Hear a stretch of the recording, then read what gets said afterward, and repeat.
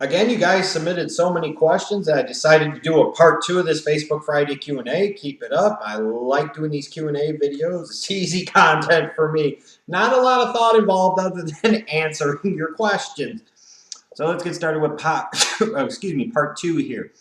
Two Loyal Dez asked, why didn't the WWE give Cesaro acting lessons like they did Roman Reigns? Maybe because Cesaro, frankly, didn't need them. Not everybody needs to talk. Not everybody needs to fit a certain personality mold. In fact, I think it's better when certain guys don't. Cesaro was getting the job done in terms of getting himself over strictly based off of his in-ring work because of the physical style that he wrestled and the fact that he felt, frankly, different than just about anybody in the ring. My bigger question is, why didn't they push Cesaro as a babyface after WrestleMania like they had set up to do, like they were supposed to fucking do? It's just so bad. The problem is not the acting lessons. The problem is the WWE and Vince in particular not getting them and not understanding, hey, he's getting one of the loudest pops of the night. People are getting into his matches. That means we should bury the guy and sabotage him because they're fucking morons. Shane Delane, is WWE a bad business model in the sense that they don't listen to their fans, customers, and instead do whatever they want and sometimes do it in spite the fans, and in Vince's case, think that wrestling fans are stupid? I guess it depends. It's a terrible business model from the outside looking in, but frankly, so many American major corporations have this philosophy, have this approach. So they're not doing anything that's a whole lot different than the standard operating procedures within corporate America in this country. So, is it really a bad business model? I don't know from that standpoint if it is. Let's see here.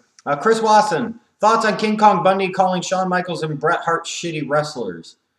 King Kong Bundy's a moron, if he said that. Yeah, he got a main event at WrestleMania 2 because Hogan needed a monster to work with in a cage. That's all fine and good, but, who the fuck is King Kong Bundy compared to Shawn Michaels and Bret Hart? I mean, seriously, I'm just saying. That sounds like a bitter, jealous man that thought his value to the business was much higher than what it actually was in reality. Ciaran Crichton, could you see Samoa Joe ever coming to WWE to face guys like Daniel Bryan, Rusev, and John Cena? No. No, not at all. I think there's zero interest there, and I myself, I don't think there's much interest there. So that's the way it is. George Melicharik, most overrated wrestler currently and why? Oh, John Cena. Most overrated from a WWE standpoint because they feel he is so much more important to their overall bottom line and business model than he actually is. Because if he was such a great talent and such a great merch mover and such a great significant impactor of the overall bottom line, why isn't the company doing better? He's a matter of the prop that they use as the top guy for their company. He's not a top guy. He really isn't from a business standpoint.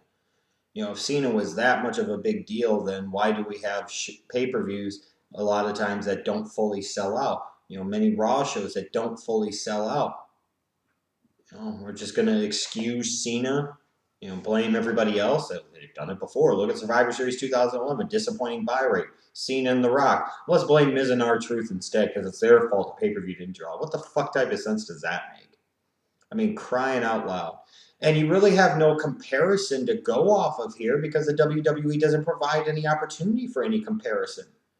So it's such a bullshit argument when somebody says, well, he sells so much merch. Yeah, because they don't give anybody else a chance to have that spot. And we've seen instances, I believe, like CM Punk a couple years ago, where he did outsell Cena in merch, and look at what that ended up with for CM Punk. If WWE doesn't want the guy to get out of that top spot, he's not going to. Hence, that's why Cena's still in that top spot. Wendell Ball.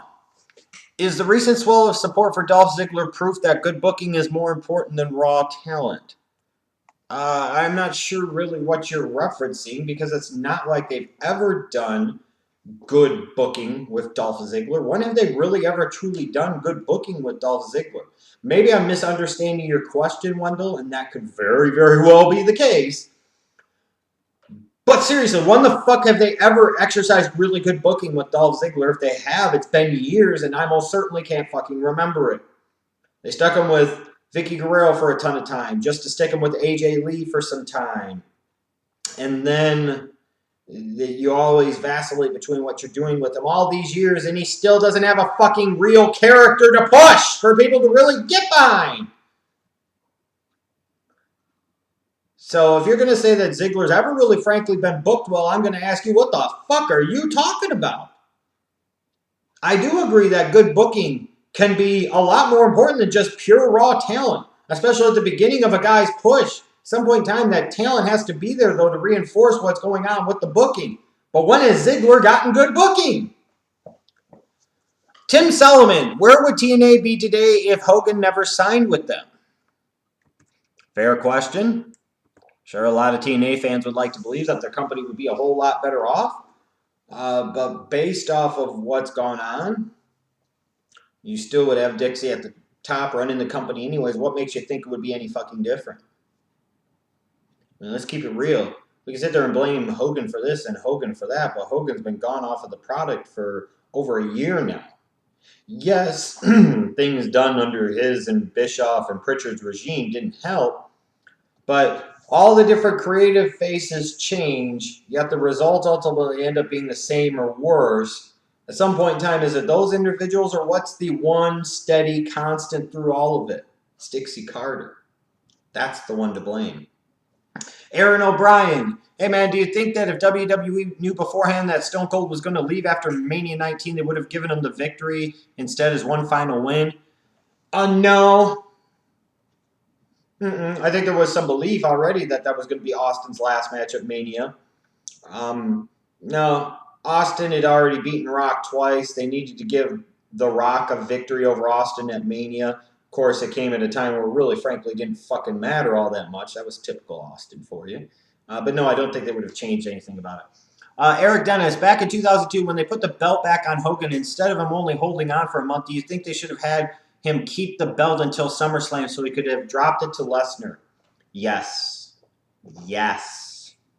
2002, that was a squirrely time because it was, freaking Jericho has it, and then Triple H has it, and then he drops it to Hogan, who drops it to Taker, who drops it to the fucking Rock, who drops it to fucking Lesnar. A few months later, Lesnar drops it to Big Show. A lot of hot potato with that one title in 2002.